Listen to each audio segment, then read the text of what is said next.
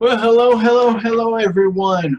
Good morning, good afternoon, or good evening, just depending on when you're catching this live video.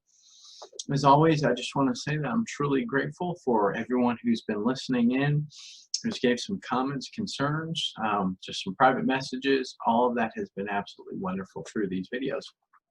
And I continue to do this on a daily basis to not only to be able to help myself grow and be able to help other people, but it gives me an opportunity to reach out to some of the people who I don't get a chance to be able to talk to face to face. And it allows me that opportunity to reach out to people. And again, as always, if I can help just one person through these videos, it's actually a true blessing for me. So today I'm going to start with a quote that's around the subject that I'm going to talk about. This quote is from Kathleen A. Sutton, and it says, "When you can't have what you want, it's time to start wanting what you have." I'm going to say that again and slow down just a little bit. When you can't have what you want, it's time to start wanting what you have. And that ties in today with the topic I'm going to talk about, which is how to deal with SOS, or Shiny Object Syndrome.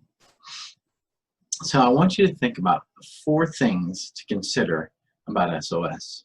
Number 1, understand yourself and the way you work.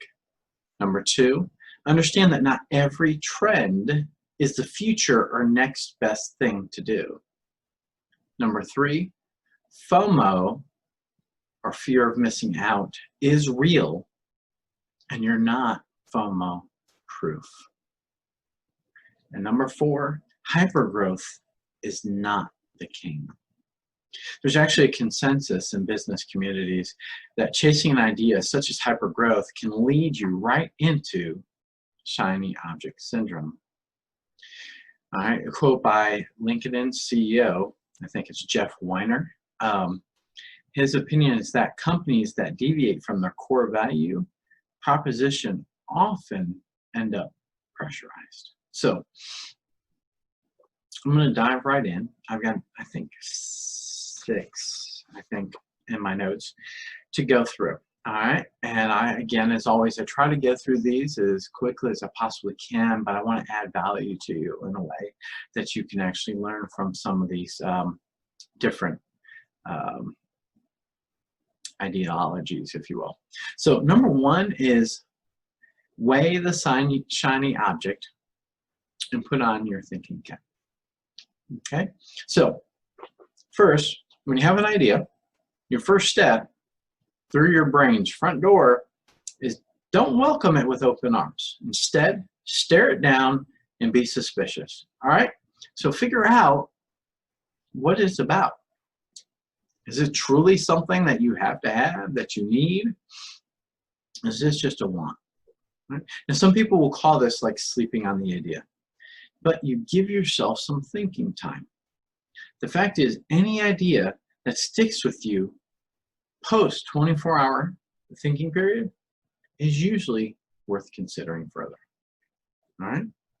So, number 2, ask the questions so you can see through the shiny object's flesh or skin.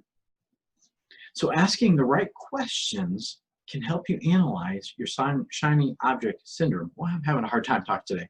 Your shiny object syndrome before you take the ball and start running with it. So identify which objects or projects are the highest leverage, right? Which is going to earn you the most money, create that sense of satisfaction. Or will it improve your career? Why is it that you're going after the shiny object? Answer these questions and you'll reveal what the motive is for the want or desire for the item. Okay. Number 3, go back to your goals and see if the shiny object fits in the grand scheme of things. So revisit your goal board. If you don't have one, I suggest that you start one. All right? This would get things out in the open. This lets you be able to not only go from thought, but to visualization by putting in writing. All right? There's another handy way, which Warren Buffett would say, and it's to go about doing this as well. So you want to make a 3-step exercise. Number 1, list the top 25 career goals that you currently are working on, how this item is going to affect it.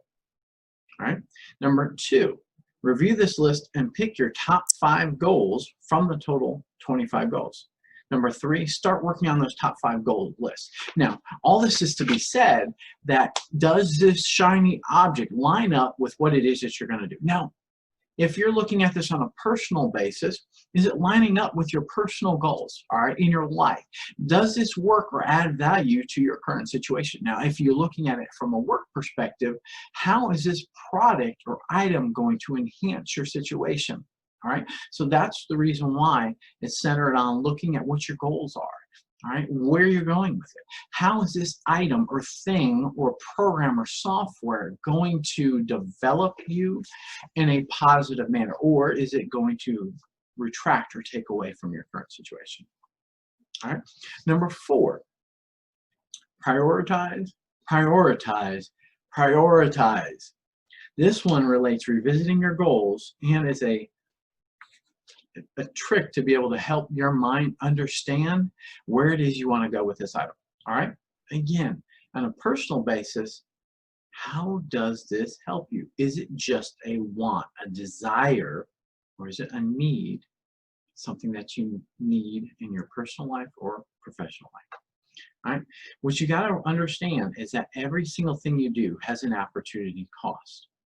Time spent on an item or not spent on an item is a whole nother situation. All right. This realization will be allow you to be brutally honest with yourself. Is it what I truly want? Is it what I truly need? Or is it just what I desire? Okay. So ask yourself some prioritizing questions. Right? Should I go back to the drawing board? How will this help me? All right. Get very specific about why this shiny object syndrome is happening in this particular situation. Number 5, research your shiny object idea to learn its potential further. Okay, so as it emerges to you, you're looking at why you want it. What's the value? Right? How is this going to help you? Right? What is this going to solve? These are some things to look at as your shiny idea or shiny object syndrome, what the item is going to help you in your current situation. All right. There are many different ways that you can do this. I use a Ben Franklin, what they call, it's a 2-step, 2-tiered list. Pros, cons. Right? What are all my pros? What are all my cons? Guess what? If one list is significantly larger than the other, that column is telling me quite a bit. All right. So, and I do this in a lot of different aspects of my life. It allows me to be able to really determine whether or not it's worth having. And the other is I always give myself 24 hours to evaluate it. Now, there have been on occasions that shiny object syndrome has just grabbed me by the throat, and it was a sink or swim, and I went for it. And unfortunately, a lot of those times it bit me in the butt. Okay, so keep your mind on the prize. All right, how is this item going to help you, or is it going to hinder you? Is it going to cost you more and not help you? So that is today's subject, if you will. And again, I'm going to go back to the quote, this one. When you can't have what you want, it's time to start wanting what you have. As always, thank you so much for listening in on these videos. Thank you for your time and attention. Thank you for all your comments. It truly does mean the world to me. As always, I hope that you'll be well and be blessed. And until the next time we talk, y'all take care.